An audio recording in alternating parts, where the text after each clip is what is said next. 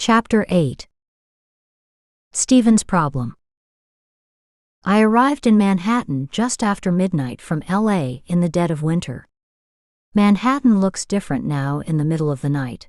The lights give a false impression of the world around it. It's the lights of a city embracing its darkness. The cabbie drove me to my apartment, and I longed for the silence it provided. I spoke to the doorman and quietly entered, praying not to meet any neighbors. I opened my door and there sat Stephen. I had given him my key. Tears began to stream down his face. These were tears of desperation. I understand that everyone, sometime or the other, will have a moment when life becomes too complicated. "Stephen, what's wrong?" I said, putting my arms around him, trying to comfort him. "I'm in deep shit," he said with his head in his hands covering his face. "What kind of shit?" I said, all the time trying to unpack while pretending that his situation didn't rank as serious. Stephen followed me from room to room like a little puppy that had missed its owner and a meal. "I told you about that guy they first was dating. Well, he was dating someone besides me." Stephen sounded as if he was describing a prom date that turned out bad. I wasn't so cruel as to tell him what I was thinking, that he should get a fucking hold on himself.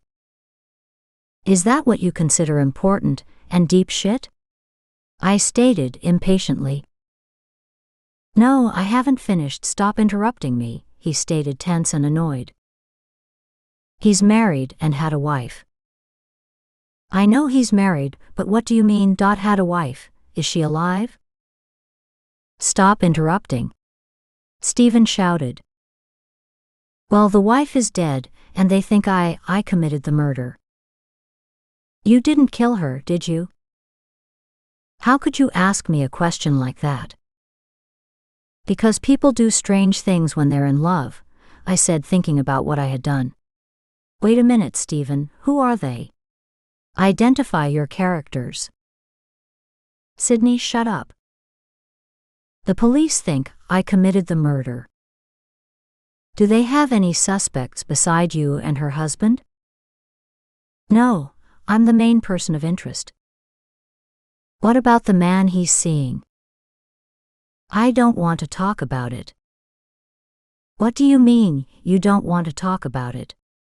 You are in serious shit, and you better talk about something." Stephen paused, then walked around my Chinese table with his hands tucked in his pockets and his shoulders hunched. He said that he had broken off his affair with Mr. X, and he was going to ask his wife for a divorce and come out of the closet so we could be together. "We are in love, Sydney. Don't you understand?" Stephen shouted. "I'm not the one you have to convince, Stephen." I did understand, because love is love. It doesn't matter where you find it or with whom. Love is debilitating. Everyone in love is handicapped. There should be signs everywhere, "Watch out for people in love." People should be made to wear signs too, so that everyone can recognize them and know to stay clear, because people in love might do anything: walk in front of a moving car, lie, cheat, steal, or murder. "Sydney, don't get ugly," Stephen said, as if reading my mind. "Stephen, you are too close to the situation, and you are not thinking." "What happened to his wife?" "The police said she was hacked to pieces and dumped by the side of the road in New Jersey. I saw Sam on national television leading the search." "Now that's original. What are you going to do?" "I don't know." "Well, I can't get involved with this situation because reporters could connect me with Danny. Then his career would be shot to hell." "Screw Danny. It's my life now." "Stephen, I told you about Sam and you didn't want to listen." "You can't leave me now," he said, sounding like a small child. I felt compassion for Stephen. He is such a good friend, and I couldn't desert him at this point. I allowed him to stay overnight to get himself together. He couldn't go home or to work because of the detectives and the press. Stephen wished it would all go away, but it didn't. Things like murder have a habit of hanging around like destitute relatives. The phone began to ring the next morning, as Stephen and I were having a cup of coffee. Stephen's hands waved violently. No. I have to answer the phone. Don't answer it. It could be a newspaper reporter. Don't be stupid, how would they know you're here? Stephen sat hiding from the world, because he couldn't handle what life had just dealt him. I ignored Stephen's paranoia and answered. Danny is calling, and he is furious. I held my hand over the microphone and whispered to Stephen. Sydney, why are you in New York? I thought you were going to Texas to get Sean? Danny stated. Everything is okay, Danny. Stephen is having a little problem. You know I love you and I'll see you soon. I didn't want to say more, because I didn't want Danny questioning me further. Then I would have to lie. He finally hung up, satisfied that I would get Sean, and we would be together in LA. I turned to Stephen. You can't hide out forever. You have to do something. What do you want me to do? Look, Stephen, we have to find out if Sam is seeing someone. Do you know his name? Do you know anything about him? I questioned. Stephen, I know you aren't a fool, but not knowing your competition is stupid. Like you know who your competition is, Stephen said sarcastically. This is not about me, and you'd better focus because you know what they do to good-looking gay guys in jail. I finally got his attention. Yeah, I see what you mean, he said, coming to his senses. We planned all day how to stake out Sam's apartment. If we had to spend a year searching for Mr. X, we had no choice. We had to discover who Mr. X is. We had to find out who Sam was seeing, because Stephen's life depended on it. The next day we rented a car. We didn't want to be noticed lurking around, and the car, a dark compact Honda, suited our purpose. We were into our new jobs, detectives. I guess we could have been Sherlock Holmes and Dr. Watson, or you could call us Abbott and Costello. That night we sat in that little car looking as if we were going to rob someone. There we sat hiding and casing Sam's apartment. Finally, Sam trotted out of his apartment about 11 p.m., on the coldest Saturday night I have ever experienced in New York City, wearing a dark blue pea coat. The kind you see sailors wearing in those old movies. After I completed commentary on his attire, Stephen became angry because he had given Sam that coat, and Sam dared wear it on a tryst with someone else. He has his nerves wearing my coat to see another man, he said, as he became angry with himself for being a fool. I had to remind Stephen why we were here, and that Sam was no longer his wonderful paramour. He had to face the fact that Sam was a murderer. He long ceased to be the love of Stephen's life. After leaving his apartment, Sam looked around nervously as if he had something to hide, then went to his garage and drove out in his Lexus. Stephen tried to make excuses for Sam. Stephen said that he probably had to walk the dog, but there was no dog in sight. I had to tell Stephen to wake up and get real. He's in a car and not walking his dog. It is strange what love will do to your senses. Love will tell you that you are blind when you can see. Love will make you laugh when you know you should be crying. Love will make you walk around not seeing the world. Love will conquer your mind and will. You can't think or function. You become totally insane, not knowing truth from fiction. Sam drove several times around the block, and finally stopped at another apartment. He called someone on his cell phone, and that someone ran out and jumped into Sam's car. It was clear that the two men were connected in some way, because the man kissed Sam when he entered the car. At that moment, I looked over at Stephen, and his face showed disappointment, heartache, and hatred. He did not say a word, he did not have to. The pain was etched on his face. The couple drove around for hours as we followed close behind, and the rendezvous ended near the borough of Queens near an airport motel. We waited until Sam exited the car into the lobby of this cheap motel, and walked out of the lobby with a key. I suggested we call the police, but Stephen said that the police might arrest us for wasting their time. There we were again, sitting in a parked car in the middle of winter, in the dark, waiting to be carjacked or mugged. A beggar sauntered up to the car, and then asked for $2. He stood leering, then patiently waited for an answer. Here we are paying someone not to mug us, I thought. We looked frantically for the money he requested. To our surprise, we left our money in the apartment.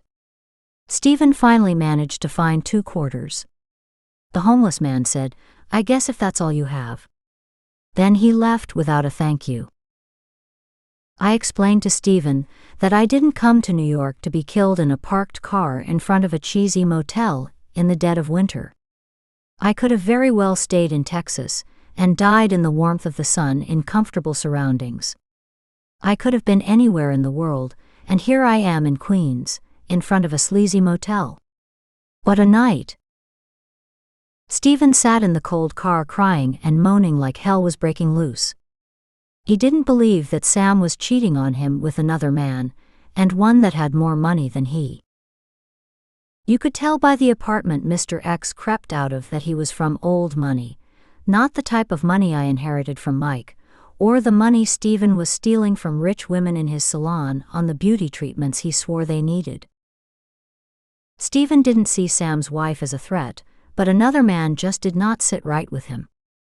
When he realized what was happening to him, he became angrier. His thinking became irrational. I tried to convince him not to get out of the car, but he didn't listen. It was an asinine race of the heart, and Stephen was the lead donkey, tripping on his own tail and coming in last. He ran and slipped on the shoveled snow that had hardened into ice, yet that didn't stop him. He got up and headed for the room. The next thing I knew, Stephen kicked in the hotel door as I stood screaming for him to stop. I'm sure he didn't think that through, because he did not want to see Mr. X and Sam in the act of simulating animalistic passionate love. It was a triangle that Stephen didn't want to participate in or could not, yet he was in love, and love makes you crazy. Stephen looked comical as he initiated the act of kicking in a door. If the door hadn't been flimsy, Stephen would have severed his arm and leg and probably lost consciousness. I attributed his eagerness to too much television at an early age and more cop shows than the law allowed. As he entered the room like a jealous woman who had caught her husband in a compromising position, he broke down and cried once more. I was in complete empathy with Stephen, because he was an easy victim. He was in love. Mr. X was completely surprised to see a woman and a man in front row seats to an X-rated event, best left on the cable channel, seedy theaters, and back alleys. How could you? Stephen shouted. Stephen, it's not what you think, Sam said, as Mr. X glanced at Sam and ran for the restroom. Sam no doubt thought Stephen did not believe his own eyes, or left his mind in Manhattan. If it is not what I think, then what is it? Stephen said, standing with his hand on his hip. He was such a contradiction. 1 minute Miami Vice, the next minute he should have been arrested by the Vice. I see you here with another man, and your wife is dead, and I am up on murder charges. Looks like you two are having a fucking good time at my expense. Stephen finally came to his senses, but it took some time. You told me that you loved me, and here I find you with this old rich cunt. What do you have to say for yourself, Sam? Everyone was silent. Even Mr. X, who at his age of 60 and change, was quite handsome with startling blue eyes and mingled gray hair and a taut body. What do you have to say? You two hung me out to dry and let me take a rap for that murder. Now you are fucking celebrating. There was nothing for Sam to say. Stephen reached for the nearest lamp and flung it into the mirror. Maybe he could not stand to see the double image of his lover, coiled with another man like Rodin's statue, the kiss. Maybe he couldn't stand to see his own image, and what he became when he was jealous. Maybe it was the shame of loving someone blindly that made him look stupid. I couldn't stand to watch another minute of the melee between upscale people, in this low-class, low-scale motel, so I proceeded to call the police. I knew enough about human nature to understand that Stephen was out of control, and out of his class. He laid his warm heart bare, and he saw the coldness of the heart of his lover. The lies were too much. I knew there would be a stabbing or a shooting. In some societies, this is the natural course of life when men and women betray their lovers. In life, when love is involved, the natural course is like a river that flows freely, destroying everything in its path. Stephen raised such hell with the screaming and shouting that the manager called the police before I had a chance to. Everyone visited the nearby precinct, including me. No one recognized me, but the detective questioned me and sent me home at 9 the next morning. The police kept Stephen, and the results proved to be in Stephen's favor. Sam and Mr. X broke like old twigs. It was through this discourse that the police found out that Sam and Mr. X had conspired to kill Sam's wife, because they were going to live happily ever after. It never ends that way. They were not discovering something new. Murder for love isn't new, it is old as time. It will take time for Stephen to get over Sam and the ordeal of treachery and lies. Stephen felt for a moment that everything is a fairy tale, and he was going to live happily ever after. However, like all good fairy tales, you get a few trolls and witches, and somewhere sometime you may find happiness, well maybe. Betrayal is a tricky concept. I have betrayed Danny, and it wasn't much different than what was happening to Stephen. I had promised Danny that I would be back in LA, but I couldn't. I tried to destroy his happiness, and now I couldn't give him the love and happiness he deserved. I was now in the hide-and-seek mode, until I could figure what to do next. I planned to hide and stall Danny, then make my escape from Robert. Bright lights and big city. Stephen and I decided that we needed to get out and socialize, go to a party to get over our depression. I saw faces I had seen in the movies, on television. There they were in person, singers, actors, models. A famous actor, a name that escapes me, appeared to be much taller in the movies. I kept saying I didn't know he drank so much. And I did not know she was into heroin, pills, and cocaine. I had no contact with Danny, since I had promised to return to LA with Sean. Danny had gone to England, and should have been on his way back to LA. I was sitting and talking to some of Stephen's friends at a trendy club for the stars, aptly named the Red Carpet. Then, to my surprise, in walked Danny with a top model by the name of Paige. She had to be about 21 and 6'1". She looked as if she should be dating a basketball player, not my Danny. She was poised and beautiful but young. I knew Danny did not care for women that young, or was I kidding myself? He was with her. She had a smile that hid secrets. I didn't recognize Danny at first.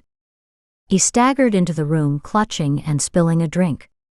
He did not see me, and I was glad of that, until Stephen made his way to speak to him and inquire about the young woman accompanying him.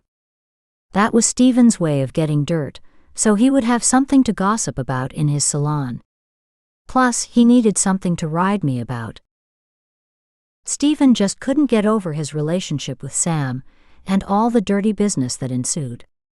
He was determined to be miserable and to make everyone pay. Danny was the last person I wanted to see because I was buying time. I had to come up with an answer for Robert and Danny. I was trying to figure out how to get my son from Robert without Danny finding out what I allowed Robert to do. I didn't want Danny to deal with Robert because the Texas laws are backwards. If a woman lives with a man and he introduces her as his wife, then the woman is considered his common-law wife. I guess I was his wife. A rose by any other name smells the same. Stephen pointed my way. Danny's eyes met mine. I knew there would be another scene played out that night. It appeared that Danny and I could not talk to each other without emotions and drama. Danny walked over to me looking gorgeous and drunk. "What are you doing here, Sydney?" he said, slurring his words. "Don't you have a baby to care for, or have you given those chores to that man you're living with? How dare you talk to me like that? Who the hell are you with?" I said angrily. "I don't care who you're with," he countered, slicing me with a double-edged sword, cutting me deep. "I only care about my son. I called my maid from England to find out if you had gone to Los Angeles with my son, and you never made it to my house." "You said it was our house," I reminded him. "That was a long time ago, a lifetime," he said, as if playing out everything in his head. I couldn't tell him what I was hiding. He couldn't take it. "See, because of you I took a drink, and I haven't stopped since I left England," he whispered and swayed in my direction. He reached behind me to put his cigarette out and leaned closer to my face, closed his eyes, smelled my scent, then shook his head. "Don't put this on me," I said, moving away. "Danny, you have to stop drinking." "How can I stop if I can't be with you? I might as well drink and fuck who I can to forget you," he said, sucking on another cigarette with those lips that should be sucking on me. "Danny, don't say that. I can't stand it." "Yes, you can. You left me and gave my son to another man when we had a chance to be happy and a family. Now it's over. You're nothing to me but a cold-hearted bitch, nothing but a warm body with a cold heart." He kept chanting in a whisper. "I said I will destroy you if I have to take myself down too, remember?" Danny was well on his way to making that come true. I tried to walk away, but he grabbed my arm and looked me in the eyes. "I'm going to take you out of here and make love to you," he said, pulling my hand and staggering to the exit. "Don't you get it? I don't want you anymore, Danny. You are a druggie and a drunk." "If I am, you made me that way, you and that bastard Robert." He was standing near a pretty, brown-eyed woman that could have been me 5 years ago. I wasn't going to allow him to curse at me in front of everyone, and especially the young, drugged-out bitch. I turned around and slapped him. He looked at me, and his face turned sallow and sickly. He put his head down and turned away from me. I wanted him to do something, say something. He stood there, and everyone stood still to see what was coming next. When Danny and I are together, there were always headlines. I saw paparazzi taking pictures as I landed the first blow. The slap was blistering, and the sound was shattering.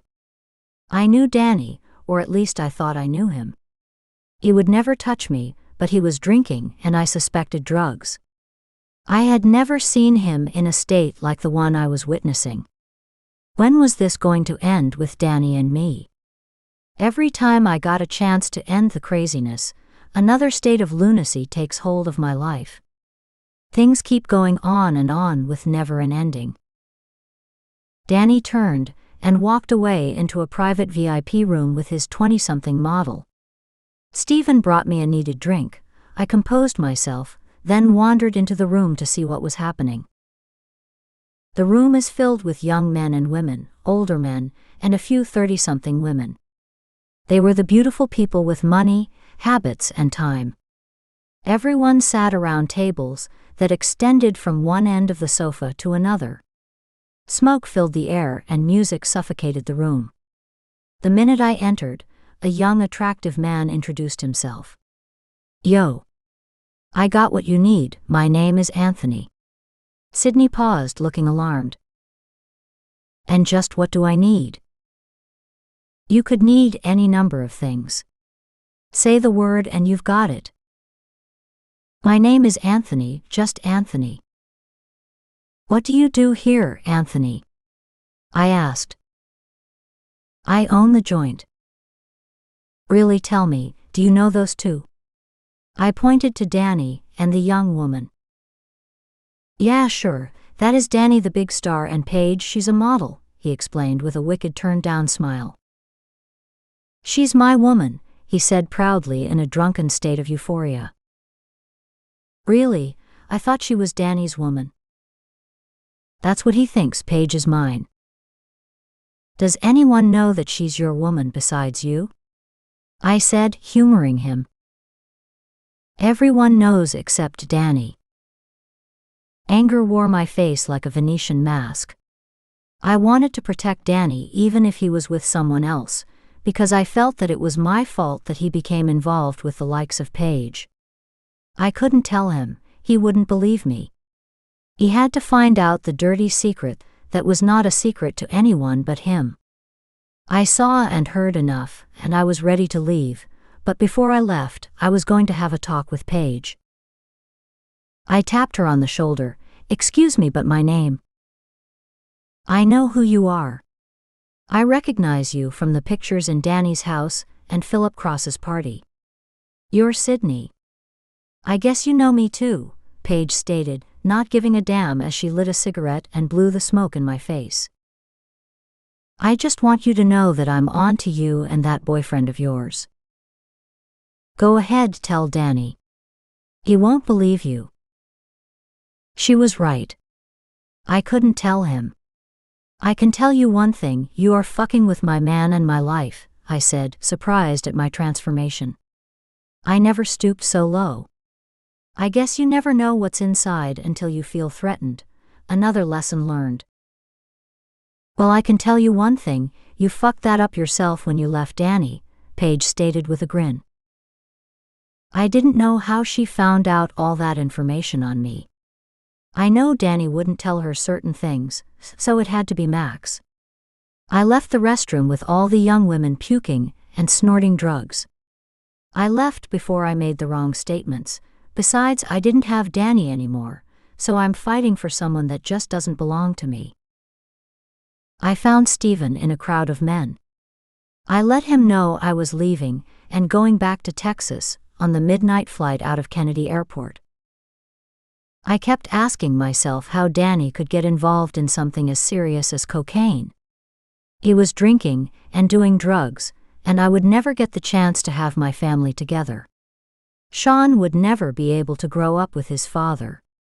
What have I done to myself, and what was Danny to do? I had to figure something out. I have to do something to save my family. I had over 2 hours to think on the plane to Houston. I have to get Robert to relinquish his hold on Sean and me, and allow Danny to see his son. I knew the answer to that. If I couldn't convince Robert, then I would have to take drastic measures before Danny, tired of my bullshit, would take things into his drugged-out hands. I knew if Danny stole Sean, Robert would have him arrested. It was a Herculean task, and it would take Hercules to clean up this mess.